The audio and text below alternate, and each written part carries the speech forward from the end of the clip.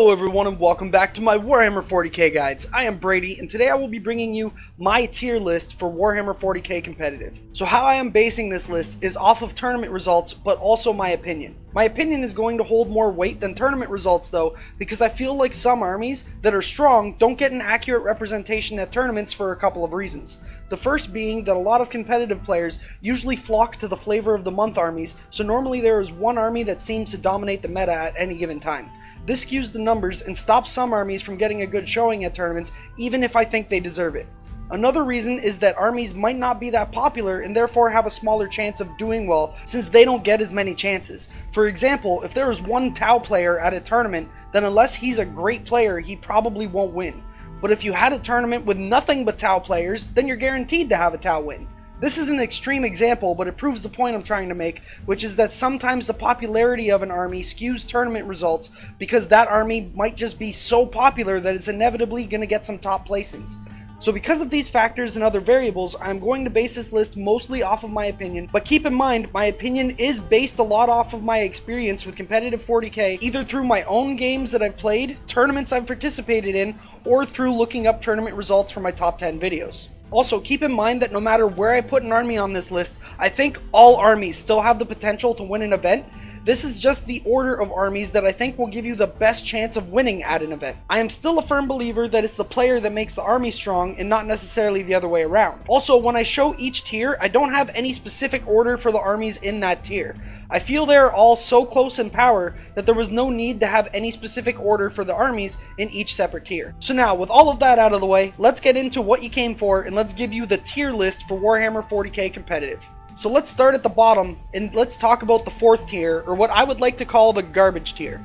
No offense to the players who play these armies, but they are all in a rough spot right now. 3 of them because they don't have codexes, and Grey Knights because of the big FAQ changes.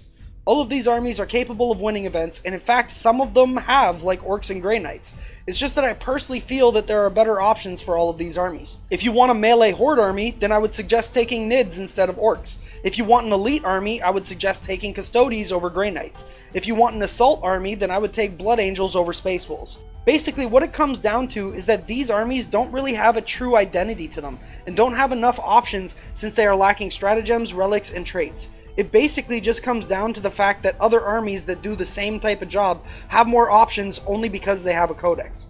Luckily though, Games Workshop has almost released all of the codexes for all of the armies that currently exist. So it shouldn't be too long before all of these armies find a better spot on the list, except for maybe Grey Knights. They need some serious work done to them in order to have a better chance.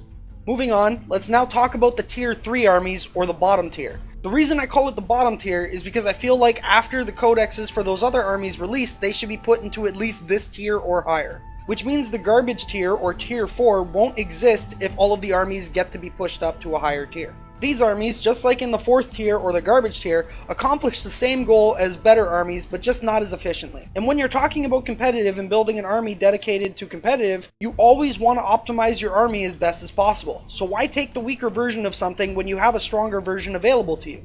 Just like the examples I gave before, all of those armies do the same thing as another army, but just don't do it as well.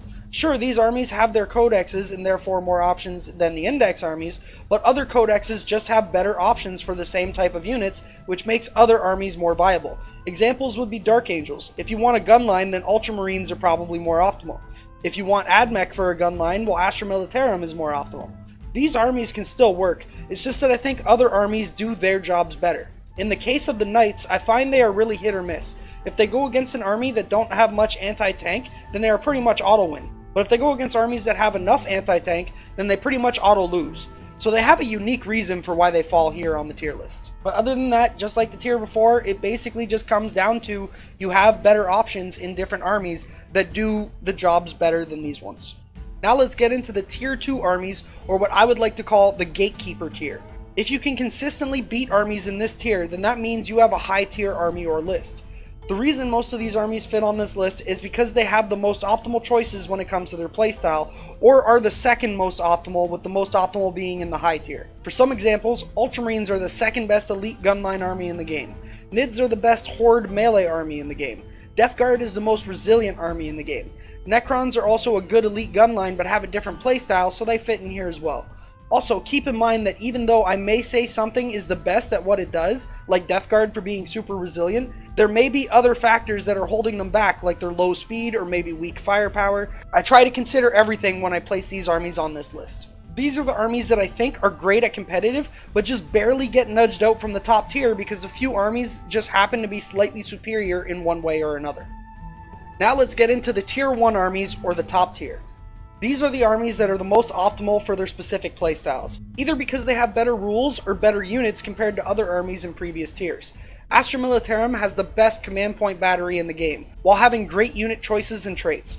Craftworlds has some of the best stratagems in the game, while also having great unit choices and traits. Custodes are the best elite army by far, since all of their normal units have Astartes character stats with a higher toughness. And Tau have some of the best firepower in the game and a great mechanic with the drones that actually makes the army pretty durable. All of these armies are great and will constantly be in the top 10 of my videos since they are all pretty good against basically all of the armies in the lower tiers.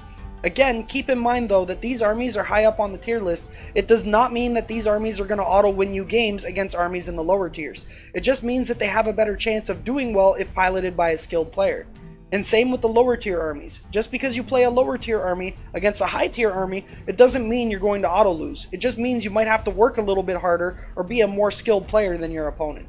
I hope this list helps give you guys a better representation of the current meta and which armies are the strongest when piloted by skilled players. I feel this is a better representation, or at least a more accurate representation of what the current meta is compared to my top 10 videos, and that's because my top 10 videos are strictly based off of tournament results. And again, like I explained in the intro of this video, tournament results can be skewed for many different reasons, whether an army is just super popular or not popular, or just because all of the competitive players that usually are going to be the ones that win the event are all flocking to a specific army, which right now happens to be Drukhari.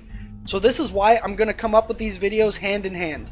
Although the top 10 videos are going to come out way more often because there's tournaments every month and the top 10 is going to change every month based off of those tournament results. But the tier list I feel is going to be the same for more or less like a good portion of the year. Probably every chapter approved. I'll wait like a couple months after every chapter approved and release a new tier list. Unless, of course, there's some big changes that happen, like a big FAQ or something that comes along before then that changes up the meta. For example, Grey Knights would have been in the Gatekeeper tier, but then the big FAQ came out and now Grey Knights are in the garbage tier. So whenever there's sufficient changes to the game and I feel that the meta has changed enough, that's when I'll update the tier list. So you can still look forward to the top 10 videos coming out every month that are based off of tournament results, but these tier lists that are based more or less off of my opinion are only going to come out maybe twice a year. So with all of that said, if you enjoyed the video, don't forget to hit that like button and subscribe for more competitive Warhammer 40k content. And if you're already subscribed but would like to support the channel even further, you can check me out on Patreon. The link is in the description. Through my Patreon, I offer a list building service for a $4 a month subscription where I will make you custom lists for your army based off of your local meta, or I will list doctor some of your lists to help you win more games. This service includes access to the Almost Pro Gaming Discord channel as well, where you can chat with myself and other patrons from Almost Pro Gaming. We have a great community going and everyone is welcome. Speaking of which, shoutouts and thank yous to all of my patrons. You guys help me out more than you know, and without you guys, I wouldn't have been able to progress the channel as much as I have in the past few months. So thanks to all of you. Well anyways, that's it for the video and my shameless self-promotion. Thanks for watching, and I'll see you in the next video. Happy wargaming!